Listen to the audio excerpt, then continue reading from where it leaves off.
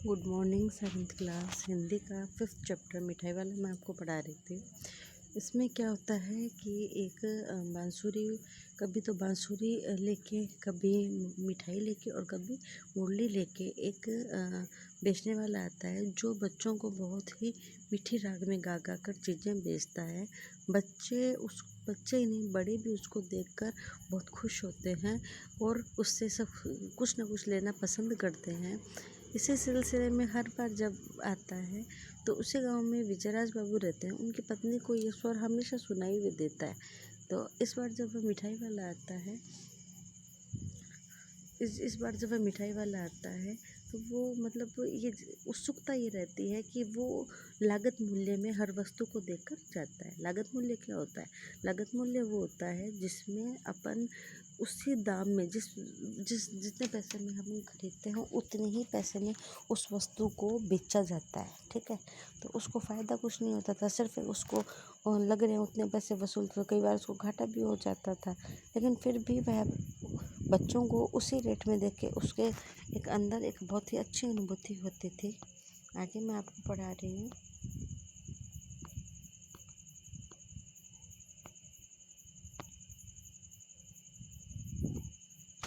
छः महीने बाद नगर में 2-4 दिनों में मुरली वाले के आने का समाचार नगर भर में फैल गया। सब कहने लगे, वाह भाई वाह, मुरली बजाने में एक उस्ताद है, बजाकर गाना सुनाना मुरली बेचता, उसे भी 2-2 पैसे में, भला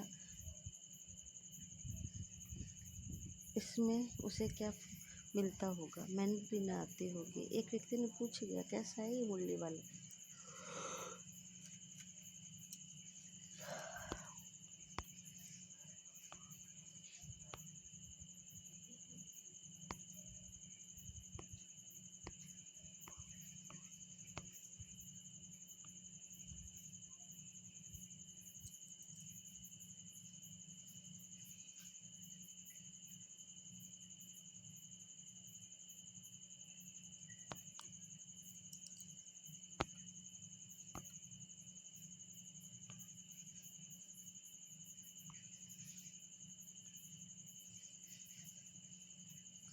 'आज अपने मकान में बैठी रोहिणी मुरली वाले की बातें सुन रही थी। आज उसे अनुभव हुआ कि बच्चों के साथ इतने प्यार से बात करने वाला फेरी वाला पहले कभी नहीं आया होगा।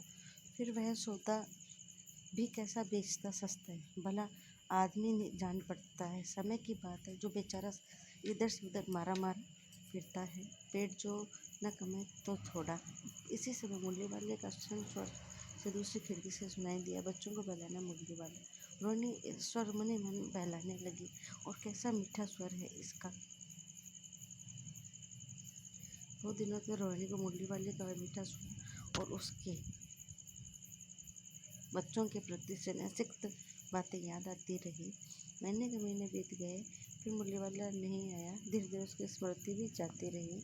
8 मास बाद सर्दी के दिन थे। रोहिणी स्नान करके मकान की छत पर अपने बाल सुखा रही थी। उसी समय उसे फिर गली में आवाज़ आई, बच्चों को बहलाने वाला मिठाई वाला। मिठाई वाले का स्वर सुनते ही उसे परिचित लगा और झट से रोहिणी नीचे आई।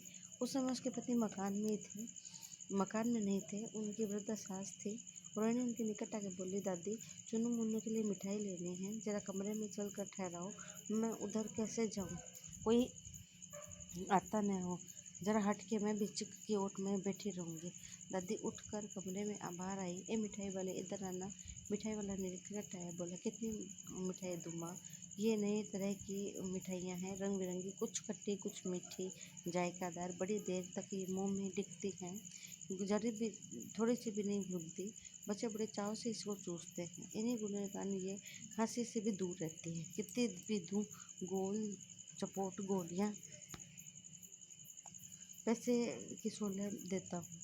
दादी बोली, 16 भी बहुत कम होती है, भला 25 तो दो। मिठाई वाला, नहीं दादी, अधिक नहीं दे सकता, इतना भी देता हूँ तो मैं तुम्हें क्या, खैर मैं अभी अधिक न कह सकूँगा। रोहिणी दादी के पास ही थी। दादी ने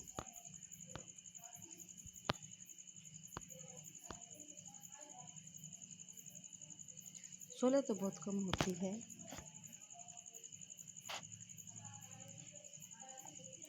वरना 25 तो देते। मिठाई वाला, नहीं दादी, अधिक नहीं दे सकता, इतनी भी देता हूँ तो यह भी मैं तुम्हें क्या खैर, मैं अधिक नहीं दे सकूँगा। रोहिणी दादी के पास ही थी, बोली, दादी फिर भी काफ़ी सस्ता दे रहा है, 4 पैसे की ले लो, ये पैसे गिनो।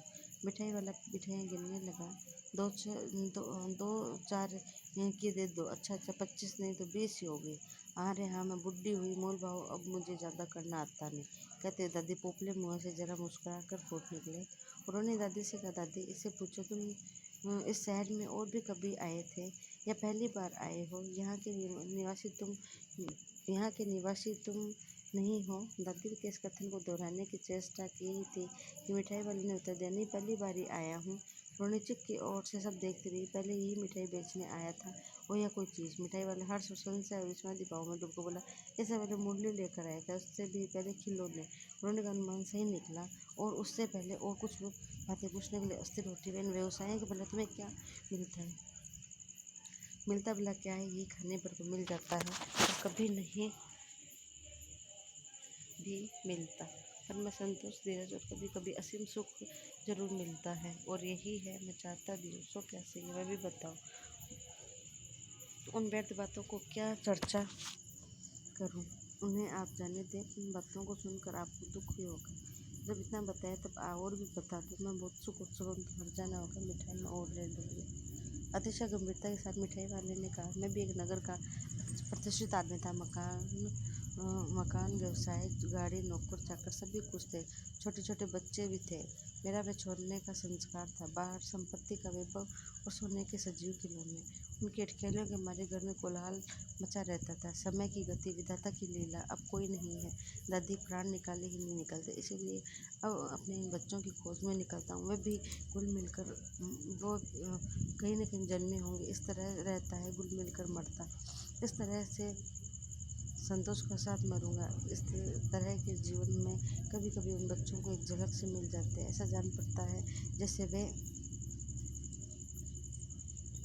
जैसे वे इन्हीं के साथ उछल कूद कर हंस खेल रहे हों।